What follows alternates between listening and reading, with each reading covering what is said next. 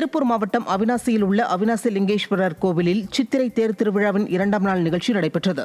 கோவிலில் சித்திரை தேர் திருவிழாவின் முக்கிய நிகழ்வான தேர் திருவிழா செவ்வாய்க்கிழமை தொடங்கிய நிலையில் தேர் மேற்கு ரத வீதியில் நிலைநிறுத்தப்பட்டது.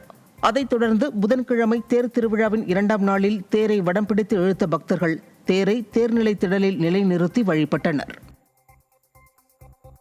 ராமநாதபுரம் மாவட்டம் ராமேஸ்வரத்தில் உள்ள ராமநாத சுவாமிகள் கோவிலில் 51 லட்சம் ரூபாய் உண்டியல் காணிக்கையாக கிடைத்துள்ளது.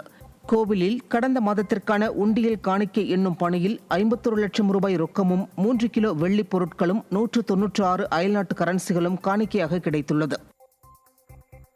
திருப்பூர் மாவட்டத்தில் தேர்தல் பணிகளுக்காக பயன்படுத்திய வாடகை வாகனங்களுக்கு உரிய பணம் தரவில்லை என வாடகை கார் உரிமையாளர்கள் மற்றும் ஓட்டுநர்கள் மாவட்ட ஆட்சியரிடம் புகார் மனு அளித்தனர். திருப்பூர் மாவட்டத்தில் உள்ள 8 தொகுதிகளில் சட்டமன்ற தேர்தல் பணிகளுக்காக பறக்கும் படை மற்றும் தேர்தல் அலுவலர்கள் பயன்படுத்த கரூரில் உள்ள ஒப்பந்த நிறுவனம் மூலம் வாடகை வாகனங்கள் இயக்கப்பட்டன. இந்நிலையில் தேர்தல் முடிந்து இவர்களுக்கு வழங்க வேண்டிய பணத்தை குறைவாக வழங்கியுள்ளதாகவும் தங்களுக்கு உரிய பணத்தை வழங்க வேண்டி வலியுறுத்தியும் வாடகை கார் ஓட்டுநர்கள் மற்றும் உரிமையாளர்கள் மாவட்ட ஆட்சியர் அலுவலகத்தில் புகார் மனு அளித்தனர். சென்னை திருவொற்றியூரில் சிறுவர்கள் விளையாடும் போலி ரூபாய் நோட்டுகளை பயன்படுத்தி பெண் ஒருவர் மூதாட்டியிடம் மாம்பழம் வாங்கி சென்ற சம்பவம் அதிர்ச்சியை ஏற்படுத்தியுள்ளது.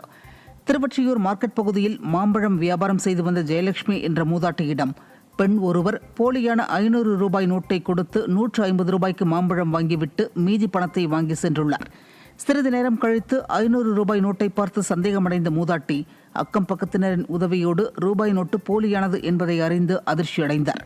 மூதாட்டியை ஏமாற்றிய பெண் மீது நடவடிக்கை எடுக்க வேண்டும் என சக வியாபாரிகள் கோரிக்கை விடுத்துள்ளனர்.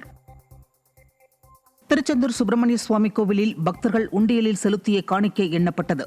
பக்தர்கள் உண்டியலில் செலுத்திய காணிக்கையாக 3,94,64,510 ரூபாய் வருவாய் கிடைத்துள்ளதாகவும் தங்கம் 803 கிராமும் வெள்ளி 17,765 கிராமும் 944 அயல்நாட்டு ரூபாய் நோட்டுகளும் கிடைக்கப்பெற்றுள்ளதாக கோவில் நிர்வாகம் தெரிவித்துள்ளது.